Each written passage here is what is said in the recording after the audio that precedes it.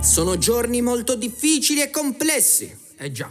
E io mi rifugio Sì. nella mia acropoli monteliana. Attenzione.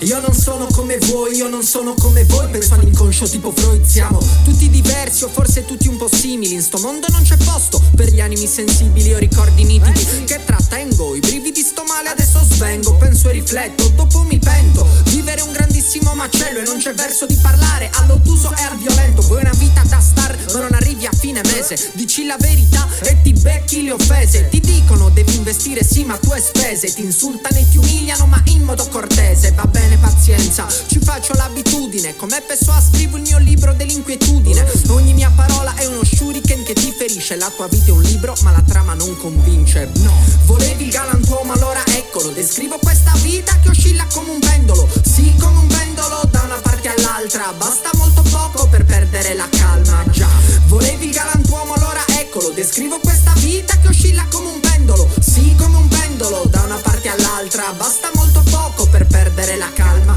Vince chi resiste, chi persiste, sì ma chi resiste? La gente stanca, annoiata, arrabbiata. Il lavoro ti affligge, l'amore non ti convince. Vivere in Italia è una vera faticaccia, ma questo lo sappiamo, è un discorso già fatto. Per dire certe cose ci vuol tatto. Stai calmo, anche se tutto crolla, lanciati sulla folla. Se le cose non vanno, di chi sarà la colpa? La colpa non è tua e nemmeno mia.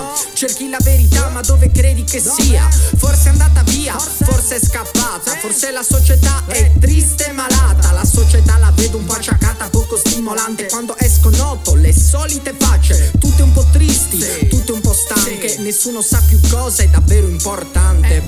Volevi il galantuomo, allora eccolo. Descrivo questa vita che oscilla come un pendolo. Sì, come un pendolo da una parte all'altra. Basta molto poco per perdere la calma. Già, volevi il galantuomo, allora eccolo. Descrivo questa vita che oscilla come un pendolo. Sì, come un pendolo da una parte all'altra. Basta molto poco per perdere la calma. La mia mente non si ferma mai, è sempre in movimento. Io mi muovo in questa vita buffa sempre con farlesto. Ti lascio perplesso, quando scrivo creo un nuovo universo. Racchiudo tutto me stesso in ogni testo. La parola fa da scudo, mi proteggo, rime intense. Parlo di varie esperienze mentre contemplo le stelle. Tu strisci come un verme, resti inerme, quindi inutile che gridi. Perché ho mille tematiche cantiche, è inutile che mi sfidi. Gli italiani sono strani, ma questo si sa.